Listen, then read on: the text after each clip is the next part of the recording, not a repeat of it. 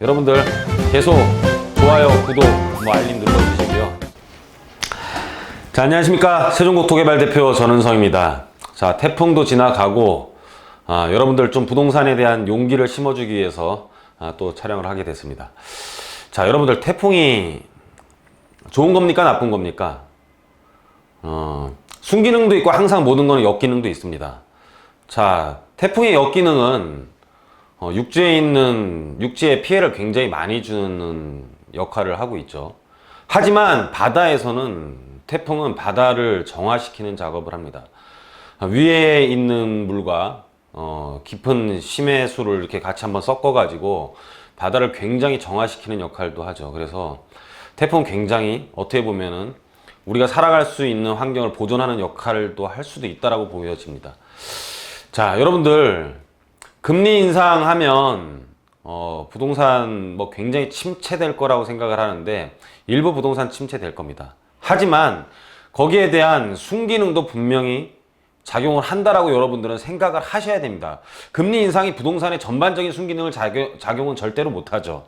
하지만 여러분들 좀 금리가 인상되면서 그동안에 거품이 있었던 것들이 꺼져야지만이 여러분들 그런 거 살 수 있는 기회가 오지 않을까요? 여러분들 금리 안 올라가면 여러분들한테 기회가 올 것 같습니까? 부동산 시장이 한번 뒤집어지지 않으면 여러분들 월급을 얼마나 많이 받는지 모르겠지만은 여러분들한테 기회가 올 거라고 생각을 하면 안 됩니다. 하지만 이처럼 금리가 한 번씩 올라가고 해야지만이 여러분들이 기회가 오는데 여러분들은 기회를 잡을 수 있는 본인의 행동에 대한 패턴을 바꿔야지만이 기회가 와서도 기회를 잡을 수가 있습니다.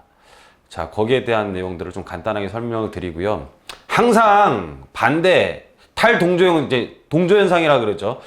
탈동조현상이라 그러죠. 동조되는 현상, 사회 분위기에 맞는 현상이 생기면 금리가 올라가면 금리가 올라가는 거에 대한 거기에 대한 피해를 보는 부동산이 있으면 거기에 대해서 탈동조 현상, 이게 디커플링이라고 하는데요. 이런 디커플링 현상이 항상 존재를 하게 됩니다. 그래서 지난 뉴스들 한번 쭉 살펴보면서 한번 가볍게 보도록 할게요. 자, 지난 뉴스들 보면 부동산 디커플링 시장은 항상 존재했었어요. 옛날 뉴스들을 한번 쭉 살펴보면 이게 2004년 뉴스예요. 2004년 뉴스인데 2004년 뉴스인데 지금 주택거래 신고제 대형 아파트 오히려 올랐다 이런 뉴스가 나오죠. 그리고 이게 2008년도 뉴스예요. 2008년도 뉴스인데 경기 침체로 소형 아파트 선호 여기 올랐을 때는 오히려 글씨 잘 보이시려나 모르겠어요.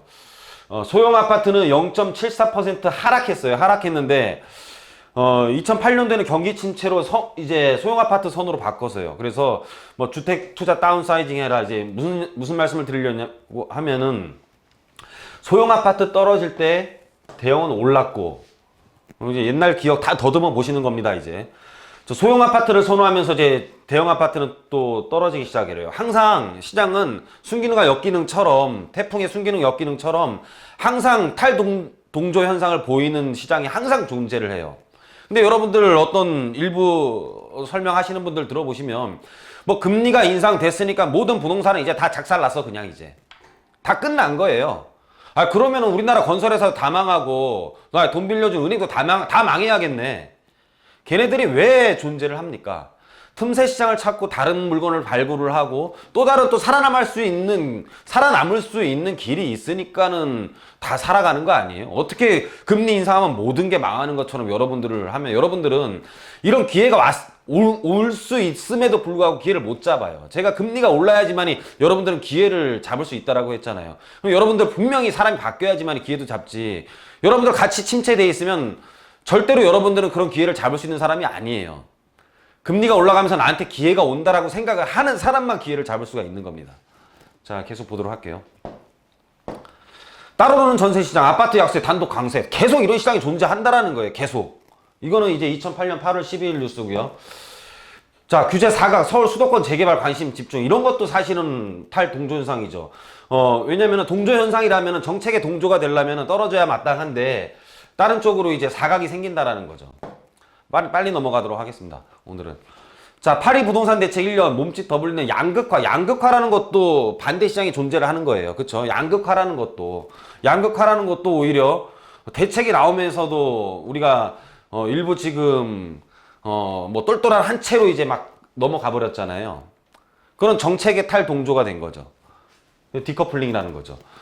아파트 투기 수요 누르자 단독주택 토지가 쑥 올라갔다. 이것도 2018년 7월 9일 뉴스예요. 자, 이거는 마치 디커플링 시장은 부동산에만 존재를 하는 게 아니에요. 모든 쪽에서 존재를 해요. 부동산 시장도 무슨 말이냐면 어디가 떨어지면은 어디가 올라줘가지고 그럼 우리나라 재정이 엉망이 돼야 되잖아요. 부동산에서 거쳐지는 수입이 막대한데 부동산 가격이 다 떨어지고 시가 표준액이 낮아지고 하면 국가에 대해서 재정 정책도 엉망이 될 거 아니에요. 세금이 안 거쳐지니까. 근데 그렇지 않다라는 거예요. 이거는 다른 경제에서도 다 나타나요. 자, 한번 읽어볼게요. 주 50회 시간 있는데 돈이 없어요. 여하튼 간에 돈이 없어. 자, 5,000원 식당 소주 말고 1,200원 집에서 소주 먹는데요. 그래서 자, 자영업 쪽에서 소주 시장에 있어서는 자영업 쪽에서는 안 되지만 업소용 판매 대신 가정용 판매가 쑥쑥 늘어가지고 판매량 감소 우려는 없대요. 이런 거예요. 이런 거. 어디서는 떨어지겠죠. 떨어지고 망하는 부동산도 생기겠죠. 하지만 살아남는 반대 시장이 어딘지 여러분들이 잘 아셔야 된다는 뜻입니다. 그래서 부동산 디커플링 시장은 항상 존재하고 그 존재에서 여러분들이 존재하는 곳에서 또 기회를 잡고 그 기회를 벗삼아서 또 떨어진 부동산이 또 나중에 또 올라가잖아요. 그 부동산을 또 잡고 이런 패턴으로 여러분들은 투자를 하시려면 행동을 하셔야 돼요. 행동. 그죠? 행동 안 하시죠? 행동 왜 안 하는지. 자, A 부동산을 사려고 했는데 안 샀어요. B 부동산을 팔았어요. 둘이 동시에 했다고 가정을 하자고요. B는 부동산을 팔았고 A는 사려고 했는데 안 샀어요. 같은 시기에. 근데 부동산이 한 달 후에 1억이 올랐어요. 자, 어떤 사람이 더 후회를 할까요? 누가 더 가슴이 아파요? B가 가슴이 더 아파요. 이런 것을 심리학적 용어로 후회 심리학이라는 게 있는데 이 누락 편견이라 그래요. 행동을 안 해서 덜 후회하는 거예요. 그래서 사람들은 좋은 기회가 있어도 후회를 줄이기 위해서 아예 행동을 안 해요. 그런데 A랑 B 중에 나중에 누가 더 잘 살까요, 여러분들? 아예 안 사는 사람이 있어요. 아예 안 사는 사람. 여기 우리 유명한 유튜브 구독자 많은 그 폭락론자 있어요. 막 이렇게 돈 후원하라는데, 그 사람들은 아예 안 하는 사람들이거든요. 아예 안 하는 사람들과 하는 사람 중에 둘 다 후회를 했을 때 어떤 사람이 나중에 더 잘 살까요? B가 나중에 더 잘 살게 돼요. 행동을 한 사람만이 더 잘 살아요. 행동을 한 사람만이. 그래서 해도 후회고 안 해도 후회라면 해보는 사람이 훨씬 더 나중에 행복해질 확률이 높아요. 뭘 해야지만이 또 기회를 잡을 수가 있어요. 뭘 해본 저처럼 많이 하는 사람은요, 금리가 떨어지면 또 다른 기회의 감지가 와요. 저는 여러분들을 태풍에 대한 순기능 역기능처럼 제가 말씀드렸다시피 항상 그렇게 반대시한 작용을 해요. 그래서 신문도 거꾸로 읽을 줄 알아야 되고 모든 게 다 떨어진다라는 이런 생각은 가지고 있으면 안 돼요. 남들이 그런 생각을 가질 때 나한테는 더 기회라고 생각을 하셔야 돼요.